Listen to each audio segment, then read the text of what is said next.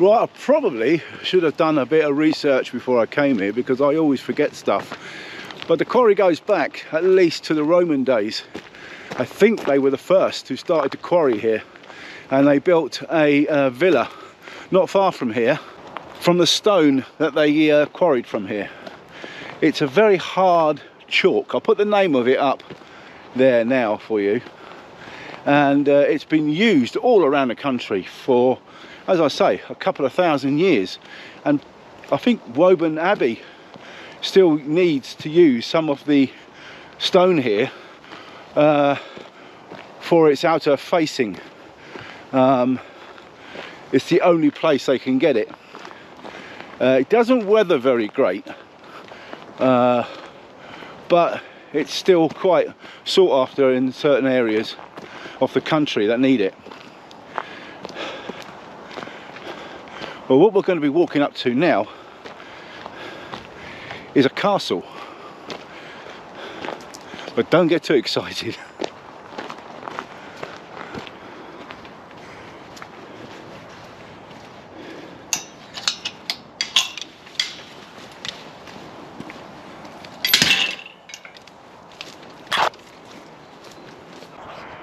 What we have here is the first bailey, because what we're going to be looking at is a Norman Motte Bailey castle, or should I say the remains of it.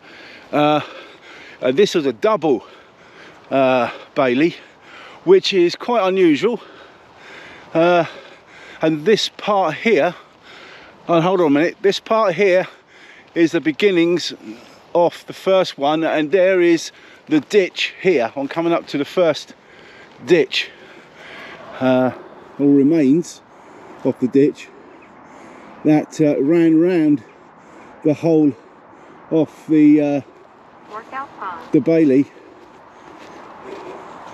And I don't know if you can just see just where my finger is pointing there. We're coming up now to the motte that held what was thought to be a wooden castle on top. Right, we're getting closer now, and this is the second ditch that would have surrounded the inner bailey, and we're coming up to that now.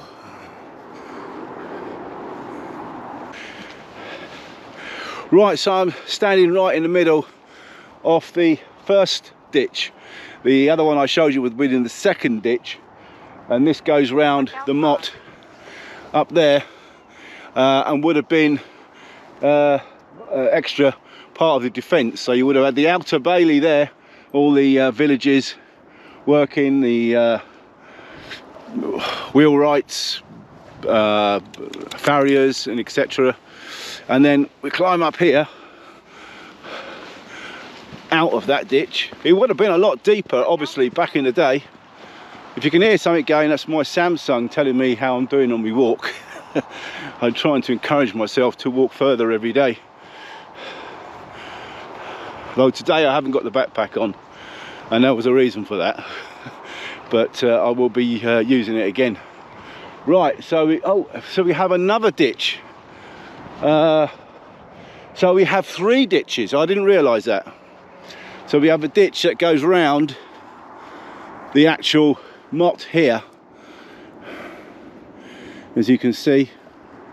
So we have to climb up to get to the top of this, and this is where the castle would have been. Now I have got some footage on drone of this, and when we get to the top I'll put it up so you get a better view of what I'm on about. And are we there? We're there, and we're at the trig point. And there's some great views from up here. Would have been a great place for the Normans to keep an eye on the Saxons. Fantastic view, really is. But let's go to the drone footage. Let's go to the drone footage now.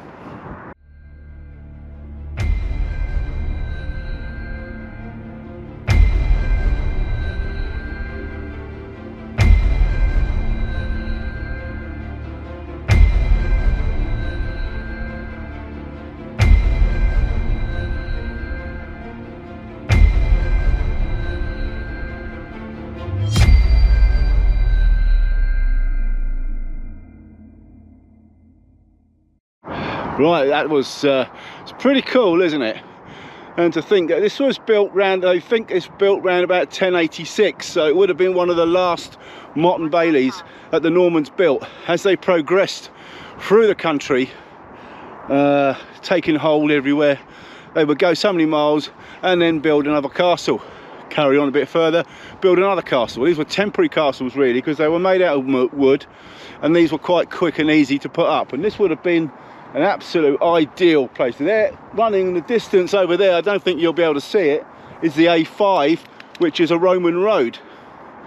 So that would have still been there when the Normans conquered, and it would have been a useful passageway up north and down south. All the lumps and bumps we got here, I don't know if you can see them. There's lots of lumps and bumps. All these lumps and bumps everywhere here. They are spoil from some of the older quarry workings that was actually made by the Saxons. The Normans were here quarrying away. The Saxons were, and then the Normans, and then right through all the way to today, where we are still quarrying, although it's done quite differently. It's they just use the mulch now. They break it all up and they send it in a pipeline up north somewhere. I'm not sure where. But yeah, it's bloody cold up here though, I'll tell you that. I think I'm gonna have to put my gloves on, you know. Right, so I need to carefully go down this, and this is really quite awkward. It's very steep to get down the other side. And it's clay as well, which is, as you know, quite slippery, especially when it's wet. There is some sort of stones, not stones, there's some sort of like stepping areas there. Anyway, we're down now, so we're coming down. We're coming down here. We're going to have a quick turn around and have a look again at the Motte there, and there's part again of the ditch that goes around there. That may have been full of water in its day, or it may just have had a load of wooden spikes stuck in it to make life difficult for anybody who thought they could sack the castle. I don't think that ever happened. But yeah, so obviously, because it was a wooden castle, there's no remains of that left. I mean, we're talking about, well, nearly 1,000 years ago.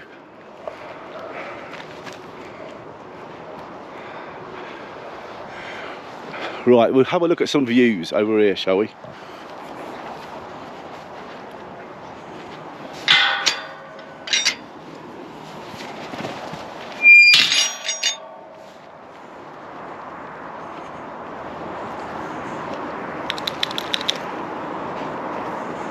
And once again, all these lumps and bumps are all Saxon, you can see down there.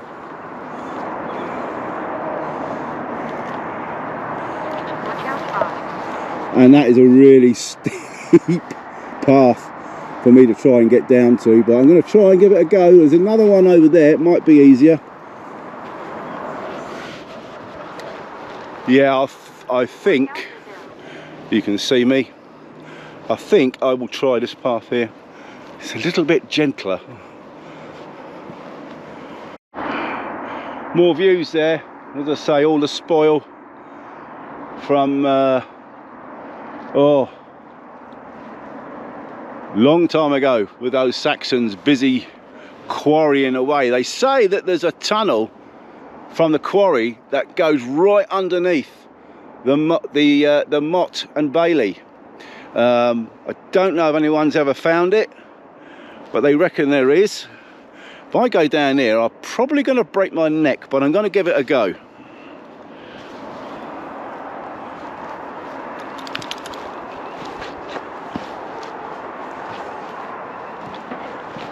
Workout resumed.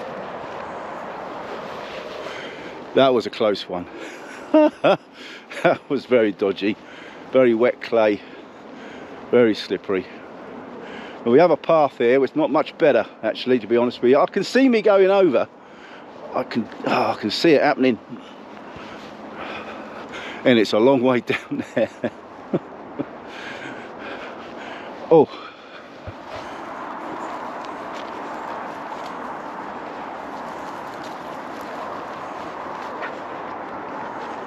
Go on, you. Oh, to have 4 legs. She's shooting off now.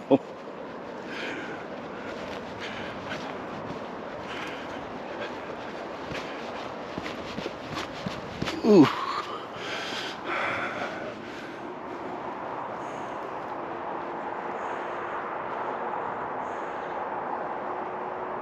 I'll attempt to go down here. It's all grassy, so there's a bit of bloody hell. The dog nearly had me over then. Oh, oh dearie me. So you can see the Martin Bailey's right up the top there, and we're right down the bottom amongst all this spoil. I assume it would be quite interesting to have a metal detector around here, but I suspect it's not allowed. Who knows what you might find buried in the ground, although it may have been well metal detectored, is that the right word, in the past. And we're now going to head to a more up-to-date part of the quarry that started probably round about the end of the 17th, 18th century and carried on into the early part of the 20th century.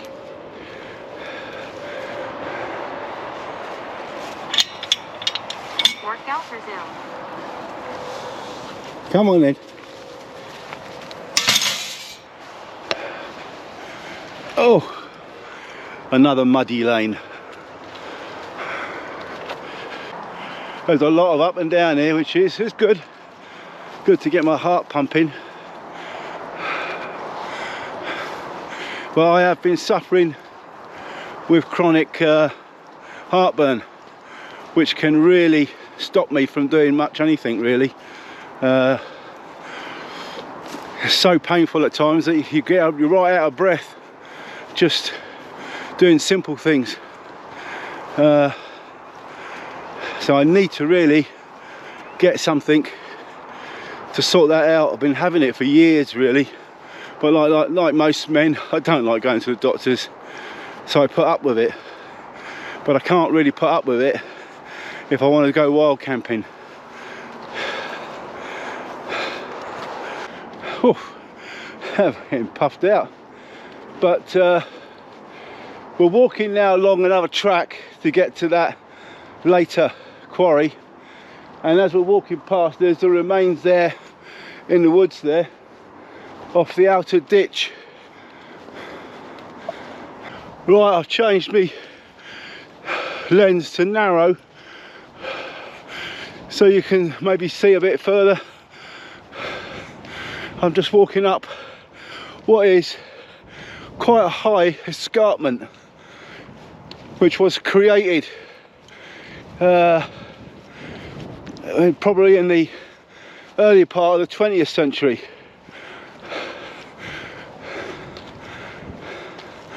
But the area here has been dug since at least the 18th. From this viewpoint, you can see the part of the Chilterns, Dunstable Downs in the distance there. All that along there, and right over there to Ivanhoe Beacon, but I'm not sure if you'll see that very well. I should have brought my other camera, but I will come back and do some video of that. And this is the top of that escarpment, which again I've got on. Lucy, come here. Come on, Lucy, come on. She's getting a bit close to the edge. There's more of the escarpment over there, Not as high as this one.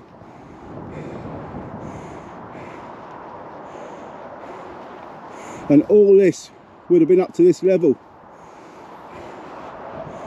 But it was all dug away. Lucy, come on.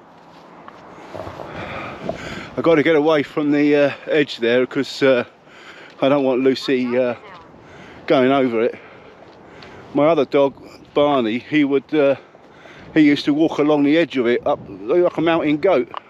Lucy, come on. She's not attempting to go any further, but she's having a good look. A good look indeed. It's getting a bit dark for doing this video. I always seem to do something like that. So what we're going to do now is I'm going to leave it here. I'm going to come back and show you some more interesting parts of this Tottenham Knolls.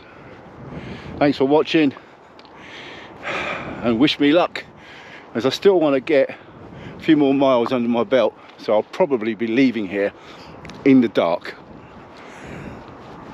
Bye for now.